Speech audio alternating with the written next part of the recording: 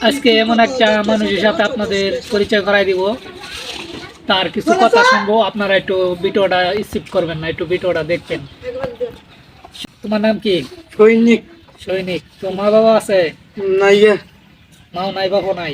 মাও নাই, বাপ নাই। কয় ভাই কয় বোন? দুই ভাই দুই বোন। দুই ভাই দুই বোন। বড় ভাই বিয়ে করছে? হ। আর তুমি বিয়ে করার বাত আছো? করছে। এখন তুমি বর্তমান কি করো? আইস মিলে চাকরি করি। Not ice mill. রাইস মিলে চাকরি করো?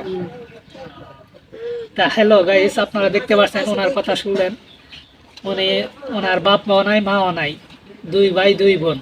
ঠিক আছে, উনি এই বয়সে লেখাপড়ার প্রয়োজন, কিন্তু এই বয়সে উনি ইনকাম করতেছে।